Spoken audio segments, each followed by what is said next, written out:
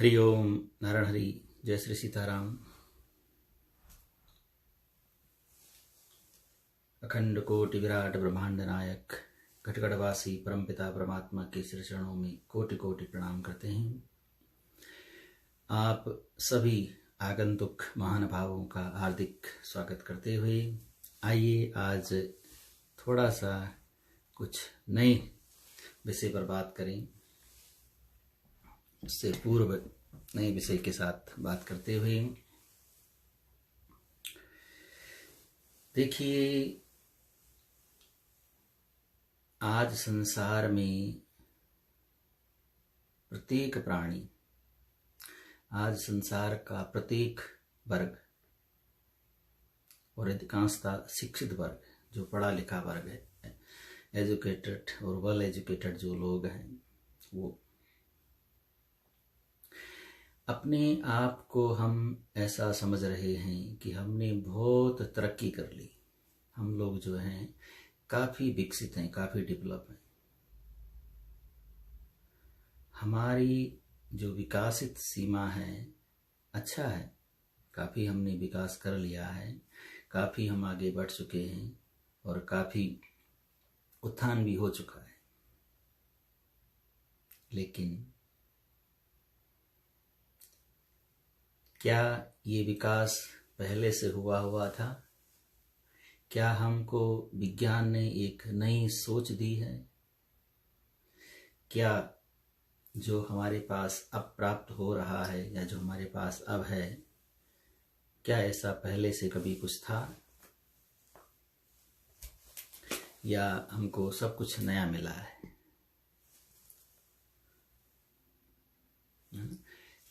जहाँ तक हम तकनीकी की बात करें, जो तकनीकी क्षेत्र है, भगवान शंकर जो है वो दुनिया के पहले सर्जन हैं, जिन्होंने सर्जरी का आविष्कार किया है।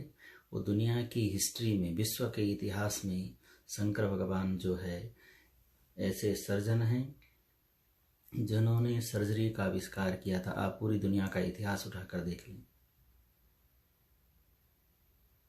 है ना।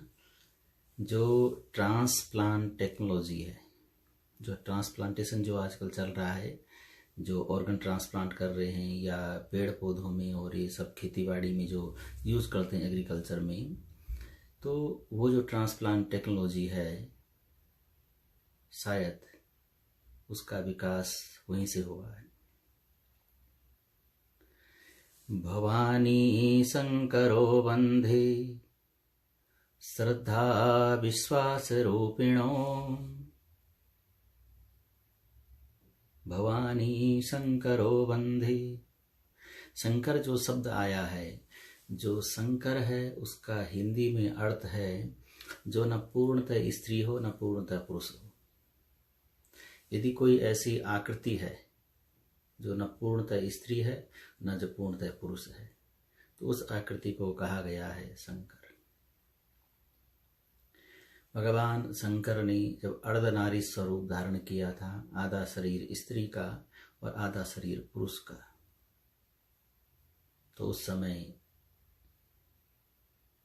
जो रूप था, जो विग्रह था, वो था शंकर, इसलिए शंकर कहा गया। इसका मतलब हुआ पहले से शंकर व्यवस्था थी। गणेश जी का सिर छेदन किया गया शिवपुराण के आधार पर। जब गणेश जी माँ पार्वती के द्वार पर थे, आप सभी ने कथा सुनी होगी, और शंकर भगवान आते हैं और उनको अंदर आने नहीं दिया जाता, तो शंकर भगवान ने उनका सिर का छेदन कर दिया, सिर छेद कर दिया, सिर काट दिया। तो जब सिर काट दिया तो दोबारा से माँ पार्वती को जब ये पता चला कि मेरे पुत्र का सिर छेदन कर दिया, अत्यधिक क्रोधित हुई, विलाप करने लगी। अंततः कहता शंकर भगवान ने उनको जीवित करने के लिए कहा। गणों ने जो है आगे चलकर, यहाँ पर लंबी चौड़ी व्याख्या है, गणों ने आगे चलकर देखा एक हाथी बैठा हुआ था, उसका सिर काट कर ले आए और गणेश जी को लगा दिया। यानी ह्यूमन ऑर्गन ट्रांसप्लांटेशन टेक्नोलॉजी तब डेवलप थी जो, क्योंकि नहीं, यदि ऐसा नहीं होता, जो आजकल किडनी ट्रांसप्लांट करते हैं, ये सब जो ट्रांसप्लांट करते हैं, यदि ऐसा नहीं होता उस समय, तो कैसे शंकर भगवान वो सब करते? तो भगवान के पास वो तकनीकी थी, वो टेक्नोलॉजी थी। यहाँ पर ये भी प्रश्न है कि उस हाथी का धड़ गया कहाँ और गणेश जी का सिर गया कहाँ? ट्रांसप्लांट टेक्नोलॉजी डेवलप थी, ये तो पता चल गया, लेकिन वो सिर कहाँ गया और धड़ गया कहाँ? व्याख्या का समय नहीं है, लेकिन सार भाव में इतना केवल, उसका नाम है श्रीफल। जो श्रीफल है, जो नारियल है, बस वही शंकर गणेश जी का सिर है। और जो हाथी का धड़ है, धरती पर जितनी भी औषधियां हैं, उनके रूप में उनका प्राकट्य हुआ।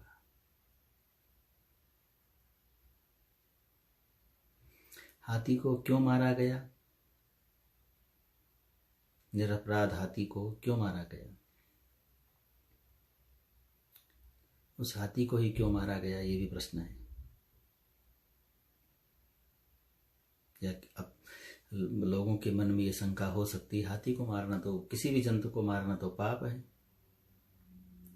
हमें यहाँ पर दो बातों को समझना है। पहली बात कि भगवान का कोई भी कर्म स्वार्थ निहित नहीं होता। भगवान का जो भी कार्य है वो स्वार्थ रहित होता है, उसमें कोई पर्सनल इंटेंशन नहीं है ना। They don't have any personal interest कि हमको we will get something from ऐसा सोसाइटी से या किसी से, no, nothing. There was no intention behind that. कोई उनके पीछे कोई रहस्य नहीं था, इंटेंशन नहीं थी कि भाई मेरे को ऐसा प्राप्त होगा। केवल स्वार्थ रहित काम होता है। सार भाव में वो भी जानने का प्रयास करें। नारद जी एक बार आ रहे थे, प्रातः काल का समय, मंद मंद मुस्कुराते हुए श्रीमन नारायण नारायण गाते हुए। एक बालक उनको देखकर हंसने लगा कि क्या महात्माओं का भी प्रातः काल, ना आगे ना पीछे, कुछ है नहीं, फिर भी जो है नाच रहे गा रहे हैं, किसको दिखा रहे हैं, किसको सुना रहे हैं। और अत्यधिक हास्यप्रद उनसे मजाक करने लग गया। नारद जी को क्रोध आया, उनको श्राप दे दिया, जिस मुख से तुम ये सब कह रहे हो मुख धरती पर गिर जाएगा। अंत तक प्रार्थना करने पर ऋषि को दया आई और उनको कहा, ये सिर तुम्हारा पूजनीय कहलाएगा कभी ना कभी। हाथी का उनको शरीर मिला और वही सिर गणेश जी को लगाया गया। सार भाव ये। तो आज के हम वैज्ञानिक युग में, भौतिकवादी युग में जो टेक्नोलॉजी को विकसित मान रहे हैं, पहले से वो डेवलप थी। हमको ऐसा बताने का, समझाने का या जताने का प्रयास कराया गया कि हम अंधविश्वासी हैं, हम सब दंत कथाओं पर विश्वास करते हैं। ऐसा हो नहीं सकता। बस केवल ऐसे पूजने का प्रयास करें, ऐसा हमारे मन और मस्तिष्क में बिठाया गया, पाश्चात्य संस्कृति की वजह से या और भी कोई कारण रहा हो। लेकिन सत्यता तो यही है कि वो ट्रांसप्लांट टेक्नोलॉजी तब डेवलप थी ना। नहीं तो विचार करें, विश्व का इतिहास आप ढूंढ कर लाएं, कहीं आपको ऐसा नहीं मिलेगा कि ऑर्गन ट्रांसप्लांट ऐसा किया गया हो। दक्ष प्रजापति का सिर छेदन किया गया, बकरे का सिर लगाया गया। तो ट्रांसप्लांट टेक्नोलॉजी तब भी डेवलप थी, है ना। ट्रांसप्लांट टेक्नोलॉजी तब भी डेवलप थी।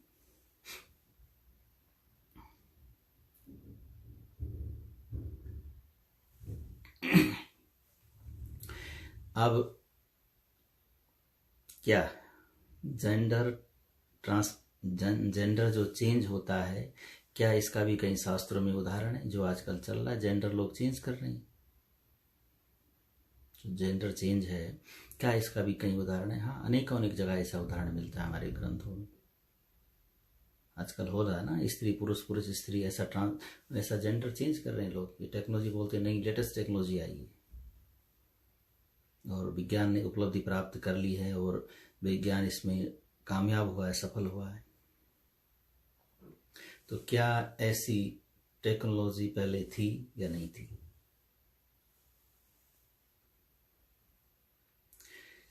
बहुत सारे उदाहरण हैं। एक उदाहरण यहाँ पर यह है कि महाभारत काल में आपने शिखंडी का नाम सुना होगा।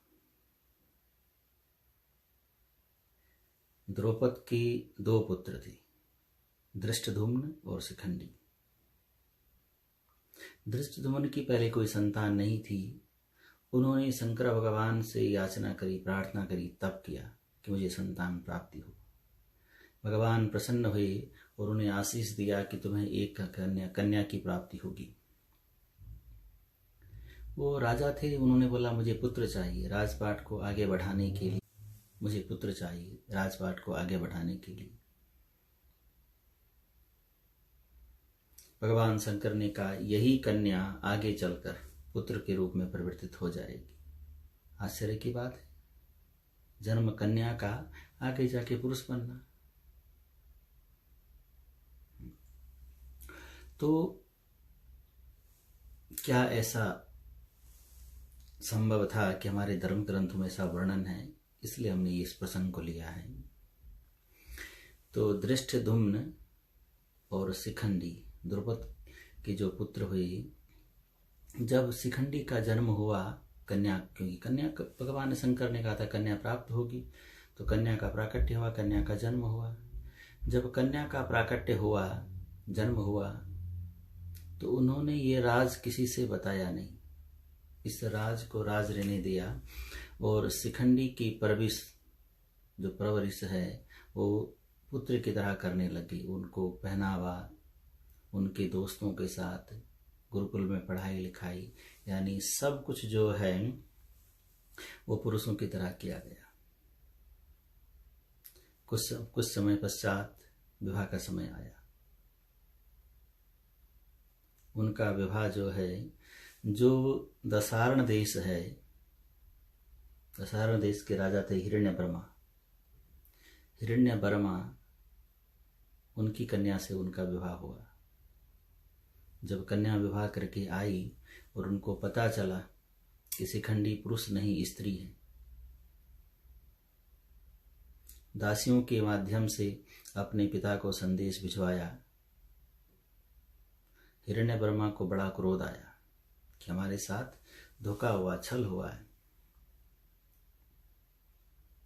उन्होंने अपनी सेना तैयार की और महाराज द्रुपद के ऊपर आक्रमण करने के लिए तैयार हुए। महाराज द्रुपद परेशान हुए। शिखंडी ने सोचा मेरी वजह से मेरे पिता को इतना बड़ा कष्ट हो रहा है, इतनी सारी समस्याओं का सामना करना पड़ रहा है, तो क्षुब्ध होकर, मन अशांत होकर वन में चले गई। जब वन में गई तो रास्ते में उनको एक यक्ष मिला। यक्ष से सारी कथा सुनाई। यक्ष को दया आई। यक्ष ने अपना पुरुष तत्व, जो पुरुषत्व है, वो उनको दिया। पुरुष तत्व उनको प्रदान कराया, तो जो शिखंडी स्त्री था वो पुरुष बन गया। वापिस घर पर आया, अपने पिता को समाचार सुनाया। अपने ससुर हिरण्यवर्मा को अपनी पुरुषत्व का, जो पुरुष तत्व है, उसका परिचय देते हुए कहा मैं पुरुष हूं।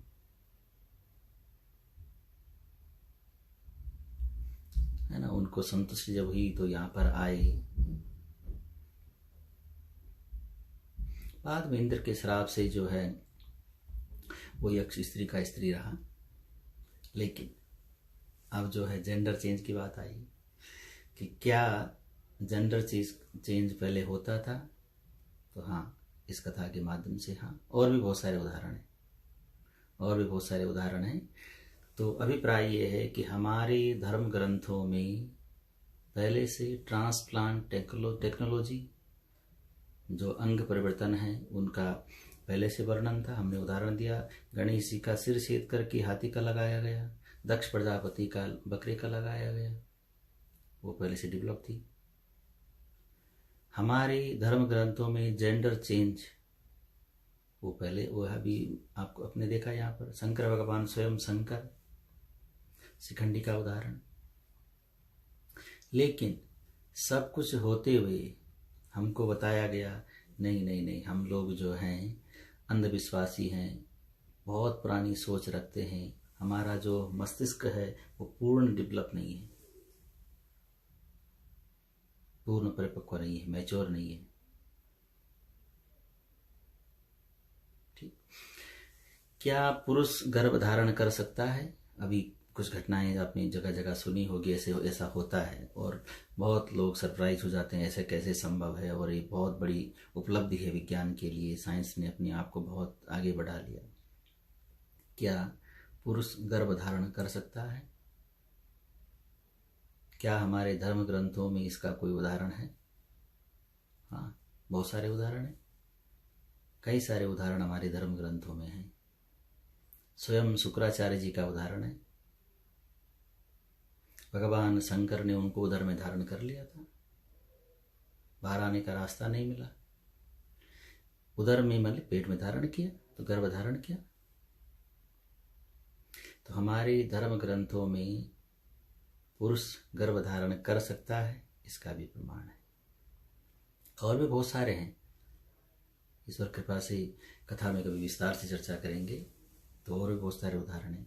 यानी हमारे धर्म ग्रंथों में पुरुष गर्भ धारण कर सकता है, उसका भी साक्षात और प्रत्यक्ष प्रमाण है।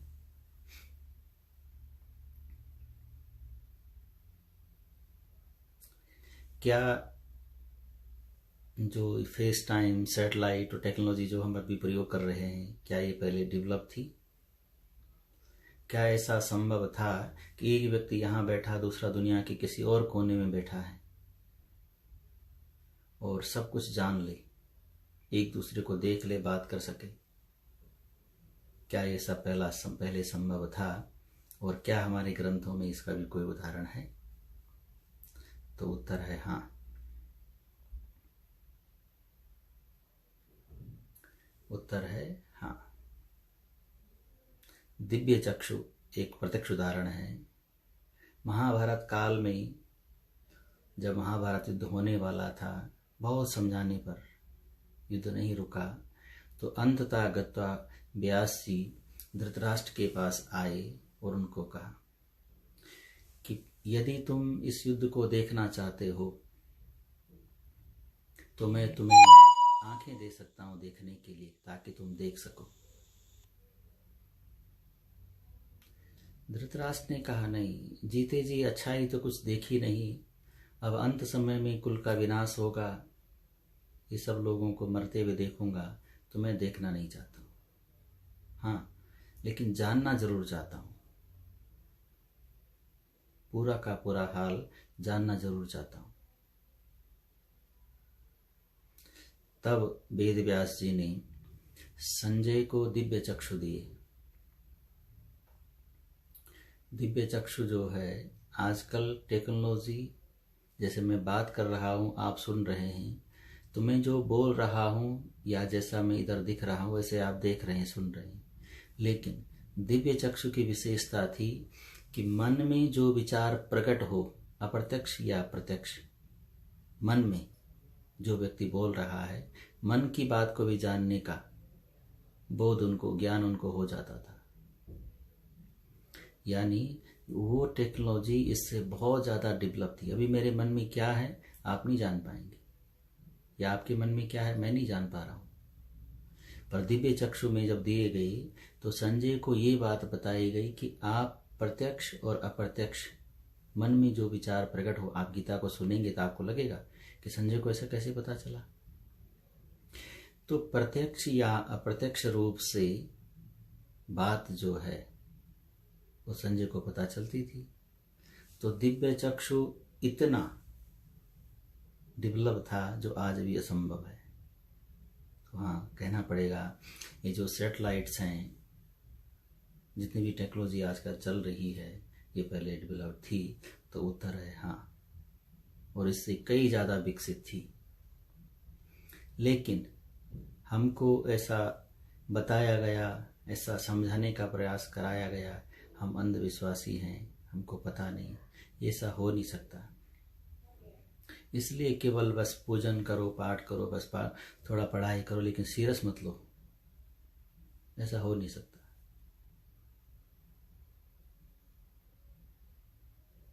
हम अपना उत्थान कर रहे हैं या अपना पतन की ओर अग्रसर हैं, ये भी विचारणीय प्रश्न है। दूसरा, परमाणु बम। एटॉमिक बम जिनके पास है वो कंट्री अपने आप को बहुत शक्तिशाली मानती है। हमारे पास एटॉमिक बम है, परमाणु बम है। क्या परमाणु बम जैसा कोई यंत्र पहले से उपलब्ध था? क्या ऐसा कोई आविष्कार पहले हो चुका था? क्या धर्म ग्रंथों में इसका भी कोई वर्णन है?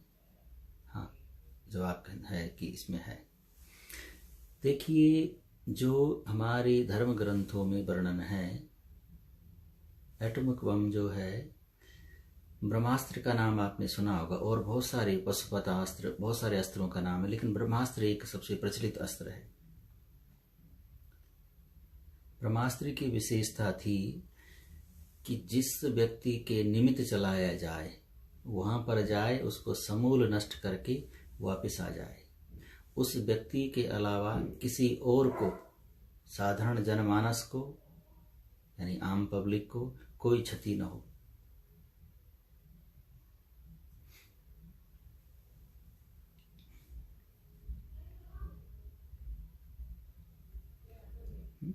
कोई क्षति न हो।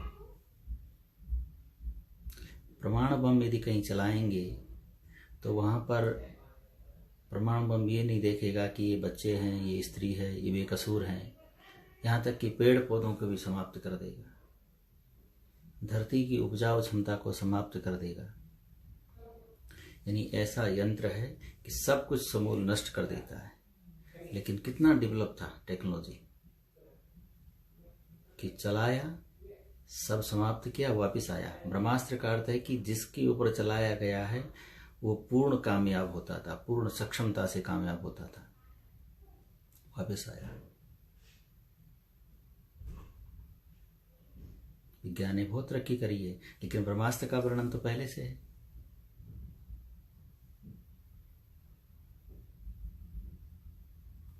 लक्ष्मण रेखा, रामायण काल में लक्ष्मण रेखा आती है, लक्ष्मण रेखा प्रावधान है। आध्यात्मिक विवेचन उसका बहुत विस्तार से वर्णन लंबा चौड़ा है, लेकिन लक्ष्मण रेखा का आप विचार करें। लक्ष्मण रेखा जब रावण महाराज बाहर से अंदर गए तो आग जली, करंट जैसे पैदा हुआ उसमें, यानी रावण जी अंदर नहीं जा पाए। लेकिन जब सीता माता अंदर से बाहर आई तो कुछ भी नहीं हुआ। अब आप विचार करें, घरों में जो अलार्म लगाते हैं, जो सिक्योरिटी सिस्टम आप लोग लगाते हैं घर में, आप खिड़की को अंदर से, दरवाजों को अंदर से खोलें या बाहर से खोलें, अलार्म बजता है। ऐसा नहीं हुआ कि आप बाहर से खोलेंगे तो नहीं बजेगा और अंदर से खोलेंगे तो बजेगा, या अंदर से खोलेंगे तो नहीं बजेगा और बाहर से खोलेंगे तो बजेगा। इधर यू कैन ओपन आउटसाइड और फ्रॉम इनसाइड, है ना, तो अलार्म तो बजेगा। पर लक्ष्मण रेखा में ऐसी कौन सी तकनीकी थी जो अंदर से चली? सीता माता तो कुछ नहीं हुआ, लेकिन रावण महाराज बाहर से अंदर नहीं आ पाए। तो क्या सिक्योरिटी सिस्टम, अलार्म सिस्टम पहले विकसित था? यदि था तो हमारे ग्रंथों में वर्णन है, जिसका जवाब है लक्ष्मण रेखा।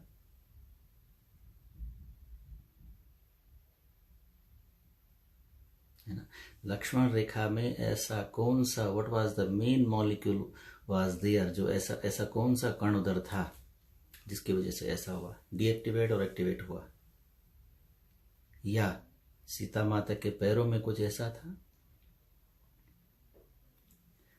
तो सोचने पर मजबूर कर देगा हमको लक्ष्मण रेखा। तो अलार्म सिस्टम पहले से था या नहीं था, तो कहना पड़ेगा हाँ था। भगवान कृष्ण का सुदर्शन चक्र के बारे में वर्णन आता है, जा करके घूम करके वापस आता था। जो आजकल रिमोट सिस्टम से आप करते हैं, और रिमोट सिस्टम जैसे कैमरा इत्यादि रिमोट से चलाते हैं, तो ये सब चीजें।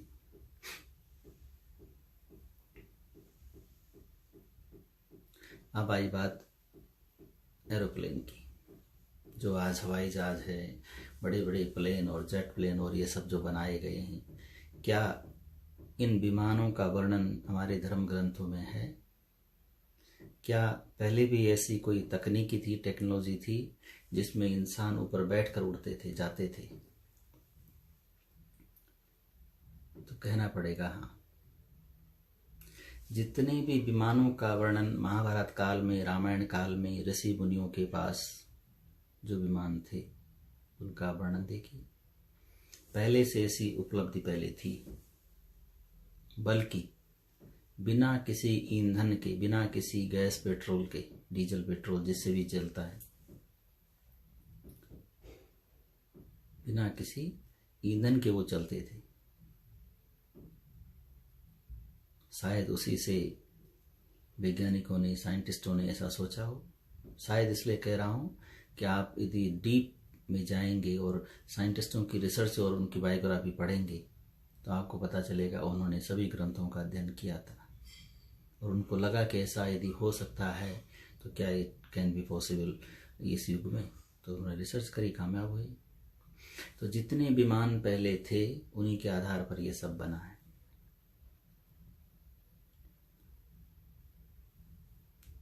जो जीपीएस सिस्टम है, जो आजकल जीपीएस सिस्टम आया है, या मन की गति से चलने वाली car, Google car, GPS system क्या पहले से उपलब्ध था? या गूगल कार जैसी टेक्नोलॉजी जो मन की गति से चलने वाला वाहन है, क्या ऐसा पहले कभी हुआ होगा? और क्या इसका भी वर्णन हमारे धर्म ग्रंथों में है? तो इसका भी जवाब है हाँ। आपने पुष्पक विमान का नाम सबने सुना होगा, पुष्पक विमान का, जिस पर रावण पर विजय प्राप्त करके महाराज सुग्रीव, क्षमा करें, विभीषण जी ने वो विमान राम जी को दिया था, केवल उसका प्रयोग करने के लिए। उनसे छीना नहीं, उनका रखा नहीं, उनसे अनुरोध किया था, क्योंकि समय बहुत कम बच गया था। भरत जी ने प्रतिज्ञा ली थी कि यदि राम जी 14 वर्ष वनवास काटने के बाद एक भी दिन विलंब से आए तो आत्मदाह कर लूंगा।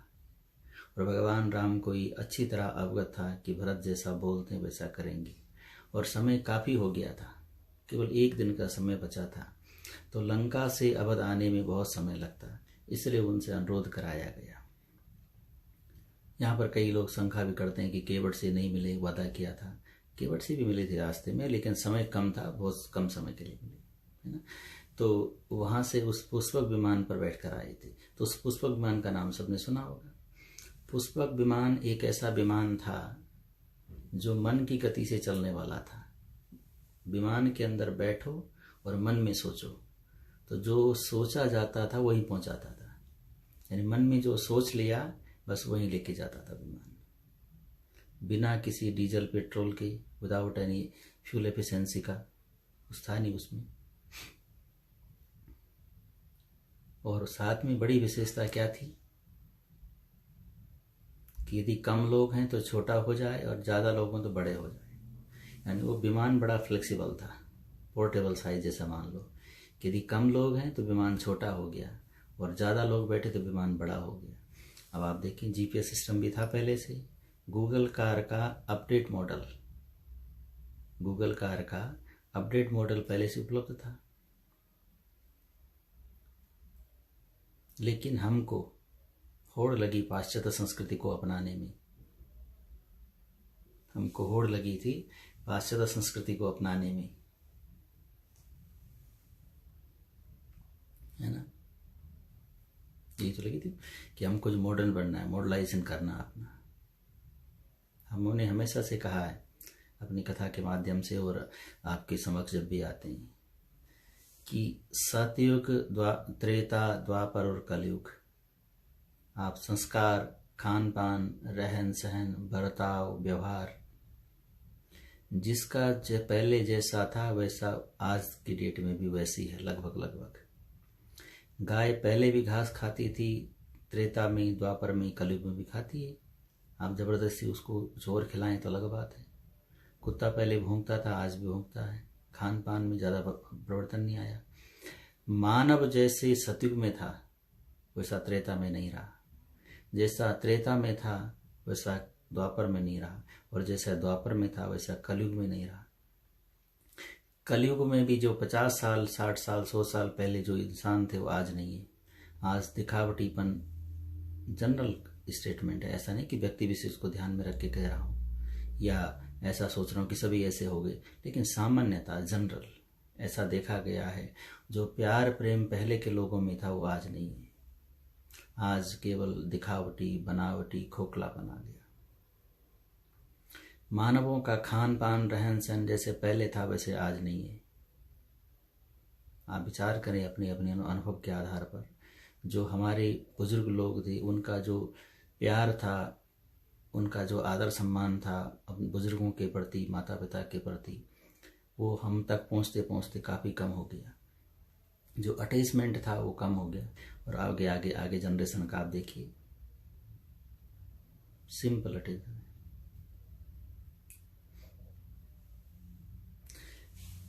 है ना। पहले किसी को यदि ऐसा बोल दिया, मान लेते हैं गर्लफ्रेंड को आइटम बोल दिया, आइटम गर्ल,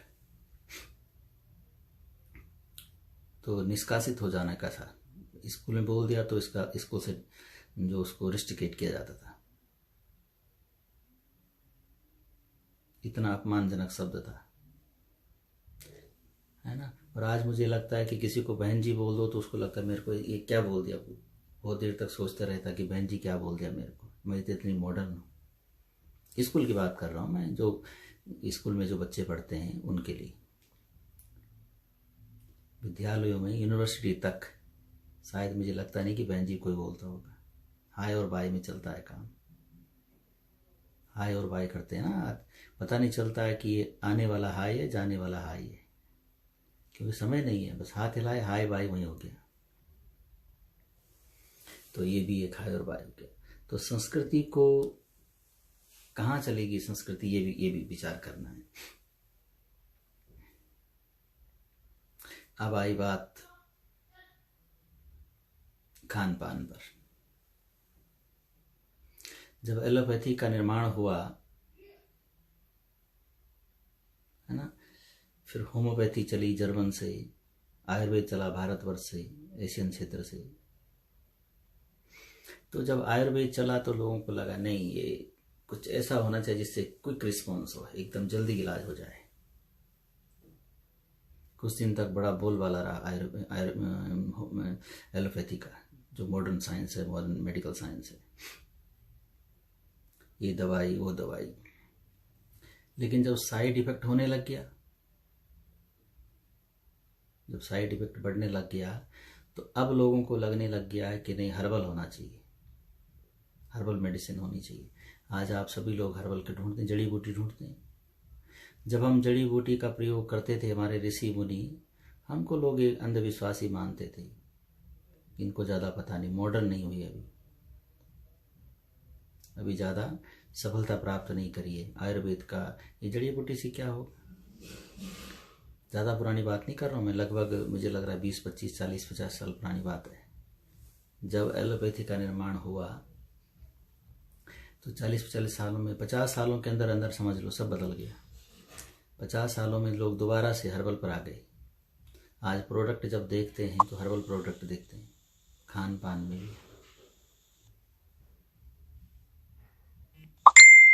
खान पान में हर्बल प्रोडक्ट, खेती बाड़ी का देखिए, जो खेती पहले करते थे, गाय का गोबर इत्यादि पहले मानते थे ना, ये गोबर की खाद है, इससे बहुत अच्छी खेती होगी, उपजाऊ होगी, स्वास्थ्यवर्धक होगा, हेल्थी होगा। तो किसानों को प्रेरित किया गया, नो उसमें खाद डालो, यूरिया इत्यादि जो ये चल रहा है मॉडर्न कि नई टेक्नोलॉजी से आप खेती करो, फटाफट बड़े बड़े हो जाएंगे सब, खेती बाड़ी जो सब्जी है जल्दी उगेगी, बड़ा बड़ा होगा। 20-50 सालों तक खूब चला है, 60 सालों तक खूब चला है, जब से निर्माण हुआ लोगों ने उसका प्रयोग किया। आज खुद हम ही लोग अब सोचते हैं कि हमें ऑर्गेनिक चाहिए, बल्कि आप लोग भी बाज़ार में देखते होंगे ऑर्गेनिक हो थोड़ा महंगा हो गया, और जो ये खाद वाला है ये सब थोड़ा सस्ता हो गया, और हर आदमी ऑर्गेनिक में जाना चाहता है, ऑर्गेनिक ऑरेंज, ऑर्गेनिक सब्जी और ये सब। यानी 50 सालों में वो भी बदल गया, लेकिन जब हम उसका प्रयोग करते थे तब नहीं, तब हमको कहा जाता था नहीं, हमको कम ज़्यादा पता नहीं है। आजकल भी बहुत लोग बोलते हैं ये नहीं, ये बैक्टीरिया को नहीं मार सकता, ऐसा ऐसा ऐसा, नासा ने प्रूफ नहीं किया अभी तक।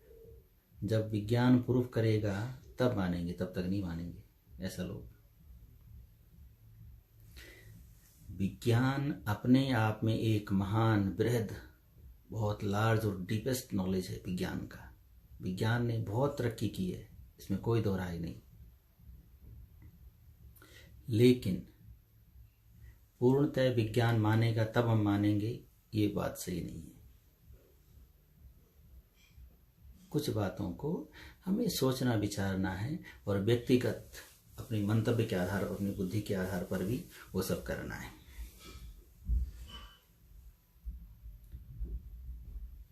हम लोग अनादिकाल से हम लोग पेड़ों की पूजा, पौधों की पूजा, नदी की पूजा, पर्वतों की पूजा, पत्थरों की पूजा, पूजा का मतलब सम्मान, रेस्पेक्ट, उनका संरक्षण करना, उनका रख रखाव करना,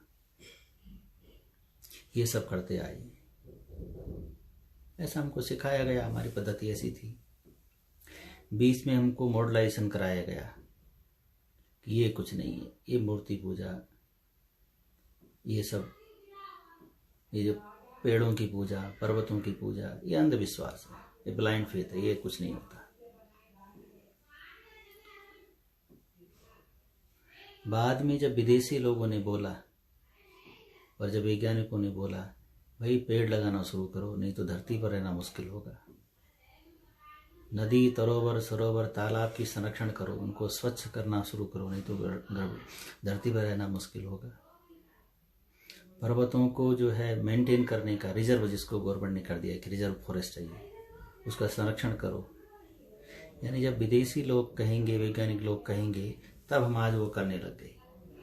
दोबारा से पेड़ लगाओ, नदी, तरोवर, सरोवर, इनकी पूजा करने लग गए। अभिप्राय है कि उनको सम्मान देने लग गए। अनादिकाल से ऋषि मुनियों ने कहा था तब विश्वास नहीं किया।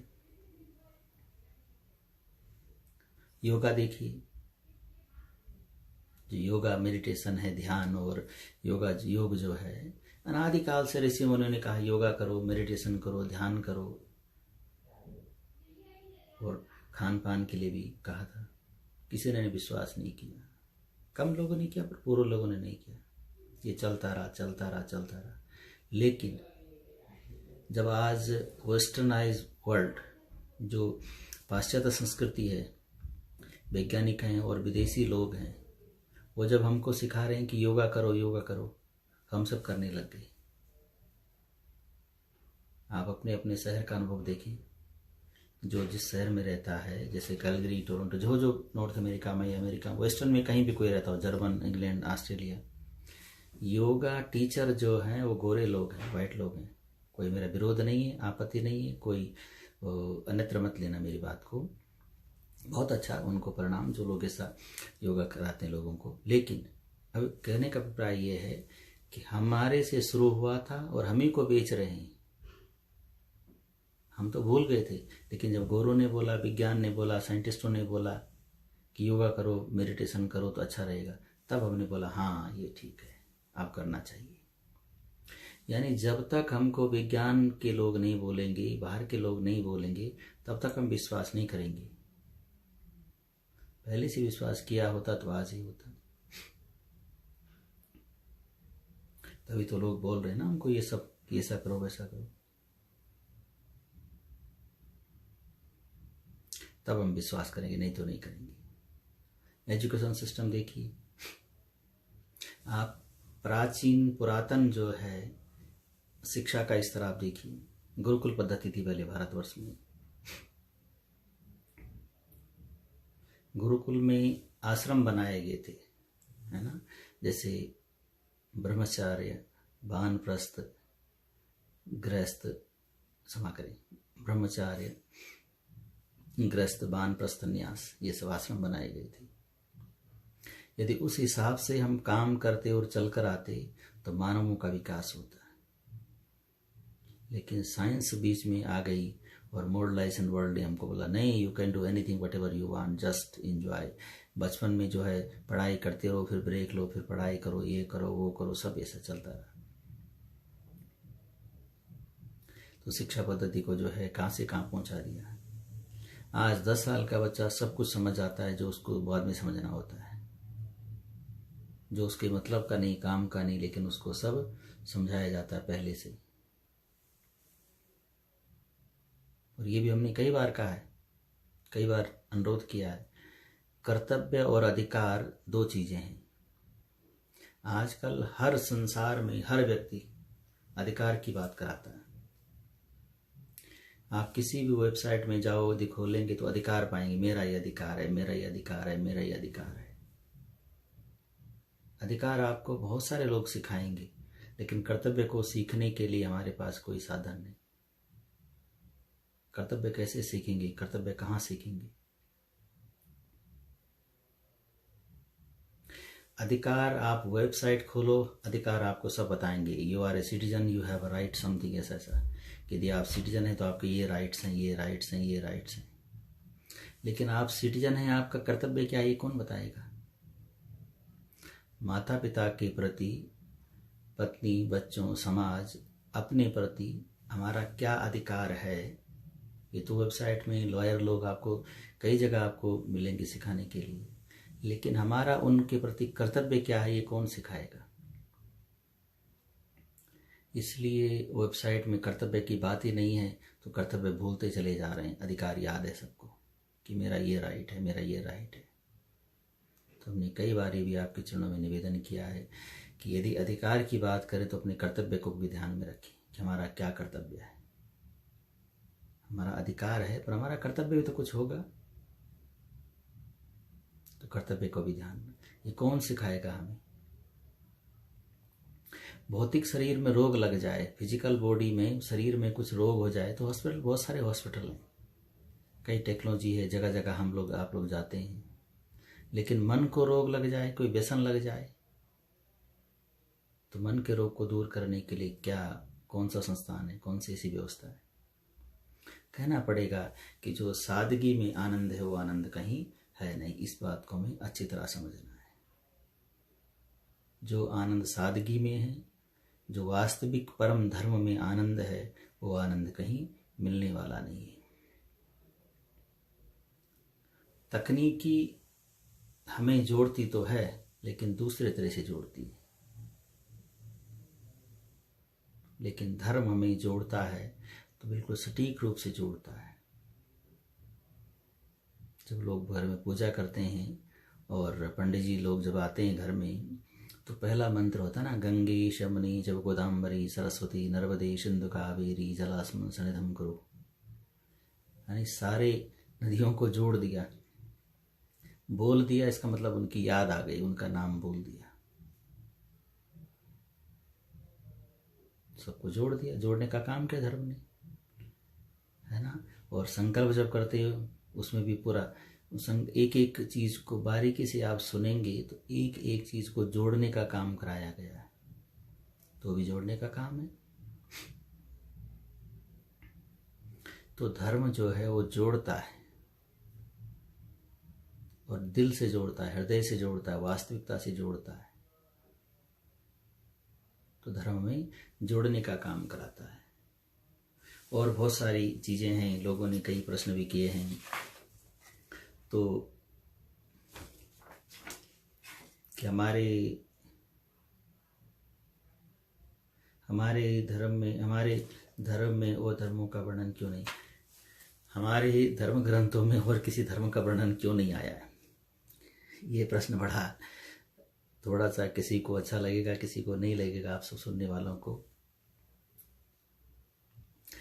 हमारी मंद बुद्धि, तुच्छ बुद्धि में, अल्प बुद्धि में ये विचार आया है, जो हमारा टूटा फूटा ज्ञान है। हमारे धर्म ग्रंथों में और धर्मों के बारे में इसलिए वर्णन नहीं है कि जब पुराणों की रचना हुई तो अनादिकाल था। उस समय अनादिकाल का तात्पर्य है, अनादिकाल का तात्पर्य है कि लगभग लगभग लगभग लगभग 30,000 वर्ष। तो आजकल के भौतिकवादी संसार के लोग मानते हैं कि 30,000 वर्ष पुराना है, लेकिन हमारे धर्म ग्रंथों में तो 4 अरब 32 लाख से ज़्यादा पुराना है। 5,000 साल पुराना तो इतिहास साड़ी का है। द्रौपदी चीरहरण जब हुआ तो 52-53 साल पहले तो साड़ी पहनती थी महिलाएं। साड़ी का इतिहास उतना पुराना है। तो हमारा धर्म इतना पुराना है कि मुझे लगता है कि शायद उस समय और कोई धर्म रहा नहीं होगा, और कोई पंथ संत संप्रदाय रहा नहीं होगा, इसीलिए उसमें किसी और का वर्णन नहीं आया। लोग प्रश्न करने लग गए ना, सीता राम मया में सब जग जानी, करहु प्रणाम जोर जुग पाणी। सभी को प्रणाम करना है क्या? दुष्टों को भी प्रणाम करना है क्या?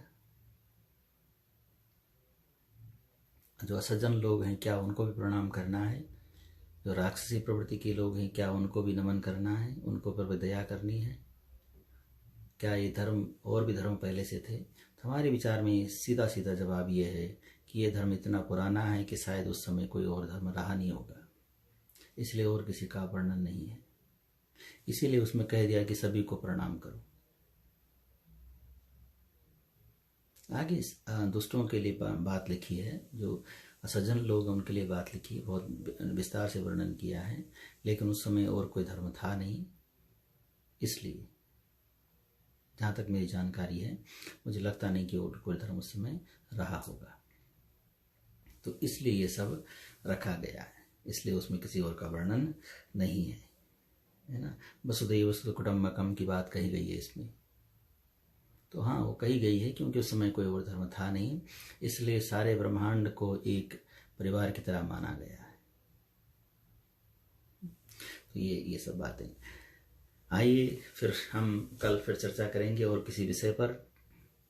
कोशिश करेंगे आपके समक्ष आने की 7:30 बजे, 7:30 और 5 मिनट 10-15 मिनट्स लेट, तो 7:30 बजे तक आने की प्रयास करेंगे। जो हमने अब तक बात की है, चर्चा की है, ये अपनी मंद बुद्धि के आधार पर की है। आप लोग बड़े ज्ञानी ध्यानी लोग हैं, बड़े पढ़े लिखे लोग हैं, हाईली नॉलेजेबल लोग हैं। आप और आगे शोध करें, विचार करें। यदि आपको लगे कि कुछ ये पूर्ण नहीं बैठता है तो उसके लिए क्षमा करें। हमने जो अपनी मंद बुद्धि में आया वो आपके समक्ष शेयर किया। तो कल किसी और टॉपिक के साथ आपसे फिर विचार करेंगे। तब तक आप अपना ध्यान रखिए, आप आसपास के लोगों का ध्यान रखिए। कोई बुजुर्ग हो, कोई आपके लगता है कि उसको हेल्प करना चाहिए तो सहायता कीजिएगा, और पुनः पुनः अपनी मानवता पर विचार कीजिएगा कि हम लोग कहाँ थे और कहाँ आ गए। क्या वास्तव में उत्थान हो रहा है या पतन हो रहा है? ये प्रमोशन है या डिमोशन है? इस पर विचार जरूर करें। क्या हमको ऐसा होना चाहिए था या अभी भी हमको संभरना है, सुधरना है? इन सब बातों पर विचार कीजिए। जय श्री सीताराम। नारायण हरि नारायण हरि नारायण हरि। फिर चर्चा करेंगे और आपके समक्ष कल मुलाकात फिर से होगी। यस्यांके च विभाति भूधर सुता देवापगा मस्तके भाले बाल विधुर्गले च गरलं यस्यो रसिं व्यालराटः अपां बदये श्रये नमो नमः। जय श्री सीताराम, जय श्री सीताराम, जय श्री सीताराम। भगति ते तात सुख उन्मूला। भक्ति में सारे सुखों का मूल है। बस इसी आशा और विश्वास के साथ जय श्री सीताराम, जय श्री सीताराम।